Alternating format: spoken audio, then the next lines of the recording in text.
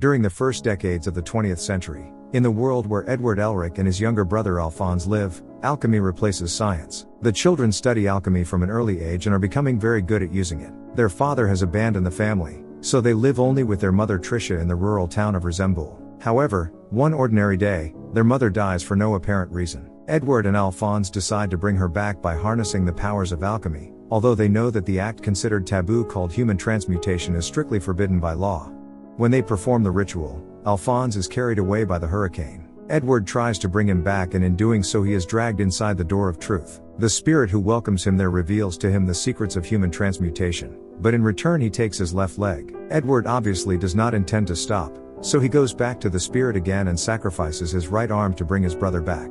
Alphonse is brought back to life, but in the form of a soul without a human body, thus finding refuge in the old metal armor there. Since that day, the brothers have been searching for a way to get their human bodies back. Years later, Edward, who has become a state alchemist with the nickname Steel Alchemist, and Alphonse travel to the village of Riol to unmask a vicar whom they believe is in possession of a philosopher's stone. This artifact contains great power with which it would be possible to get Alphonse's body and Edward's limbs back. After a confrontation in the streets of the city, Edward corners the priest and takes the ring with the stone from him, but Colonel Roy Mustang arrives with his men and arrests everyone. In the office where he is taken, Edward meets his old friend Captain Hughes, who has arrived from the Central District for an inspection.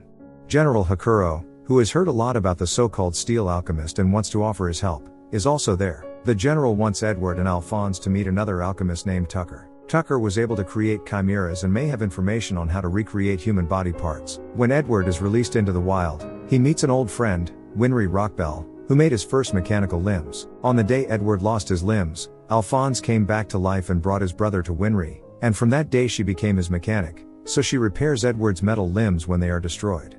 Meanwhile, the priest with the fake philosopher's stone escapes and meets the people who gave him the stone. These creatures look human, but they are not. Their names come from the deadly sins, lust, envy, and gluttony. Envy is able to take the form of other people, and when lust kills the priest, envy turns into him, while gluttony feasts on the body by eating it in one bite. The next day, Edward, Alphonse, and Winry meet Tucker. The man tells them that his wife died 2 years ago, so now he lives with his daughter Nina and dog Alexander. Tucker works all day creating another chimera that can speak, since the first one died shortly after it was created. Tucker cannot get Alphonse's body back, but he promises to help them anyway. Alphonse stays at his home, while Edward and Winry go to the former army doctor Marco, who may have information on where to look for the philosopher's stone. Marco is currently living under another identity, so he is frightened when the two come to his house and he tries to kill them, but Edward manages to knock him out. When he comes to his senses, Marco explains that one should not look for the philosopher's stone, as it is too horrible an object that one should never use. He also explains that he has been working in lab number 5, but before he can add anything else, lust suddenly appears and kills him. The creature leaves without killing Edward and Winry. The girl then stays with the elderly man's body while waiting for the military, while Edward Ward returns to Tucker to get Alphonse back.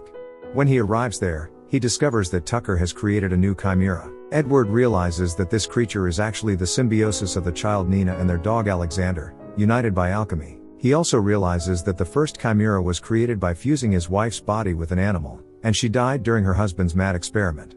Edward beats him to death and turns him over to Colonel Mustang to be arrested. After that, Edward locks himself in the library for 3 days in search of information about the transmutation circle that is used to create the philosopher's stone.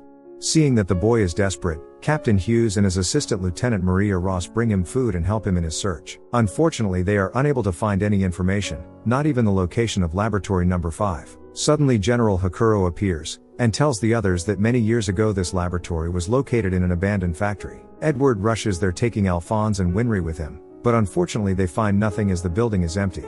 Disappointed by this, Alphonse begins to doubt that he can never get his human body back. Tucker had told Edward that Alphonse may not be his brother's soul, but he is probably just a set of memories. But Edward is convinced that the armor contains Alphonse's soul, and to prove it he punches him.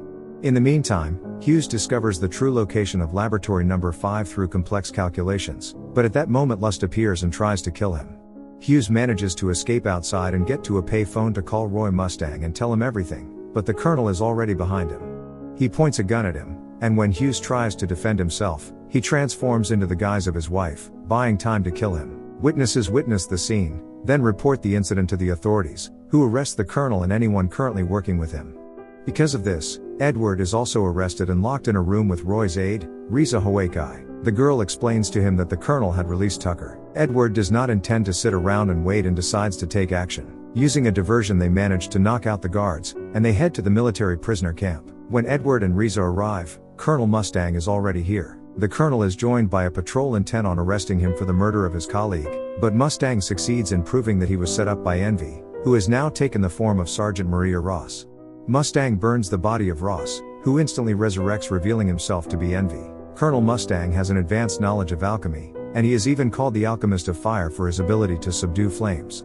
We then learn that Envy had taken Mustang's guise to frame him in the murder of Hughes. At this moment, Lust and Gluttony also appear, and the woman orders the monster to eat the soldiers. After this, Lust tries to kill Riza, but Mustang saves her with his body. Edward sets out in pursuit of Lust and arrives at a large room where a circle has been drawn on the floor for the creation of the Philosopher's Stone. Here is also Tucker, who is holding Winry and Alphonse hostage. The mad alchemist orders Edward to detach his right arm, and the boy can do nothing but obey.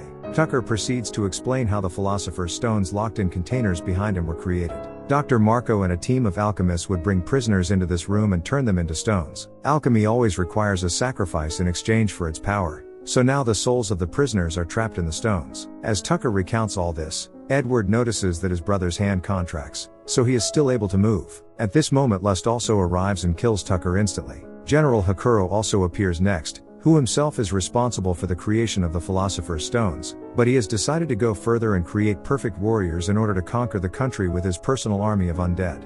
Now all that remains is to insert the Philosopher's Stone into their bodies to replace their souls, and the creatures will come to life.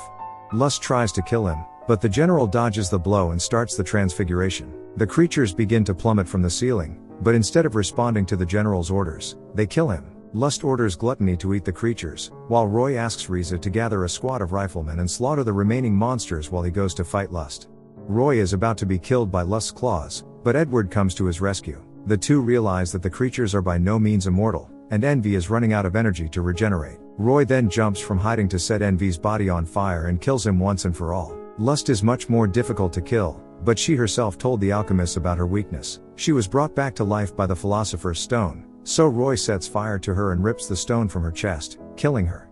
Roy delivers the stone to Edward so that he can get his brother's body back. However, Alphonse knows that there are souls of innocent people inside the stone, and he does not want to be redeemed in this way. Despite his protests, Edward heads to the Door of Truth to exchange the stone for the body of his brother, who is already here and has become an adult. Edward is ready to make the exchange, but at the last moment refuses. He realizes that he and Alphonse can find another way without having to destroy human souls. Back to his brother, he informs him that his body is alive and waiting for him, so they just have to find an alternative way to get him back. Some time later, as Gluttony mourns Lust's death, it is revealed that Envy survived Mustang's attack but was reduced to her true parasitic form.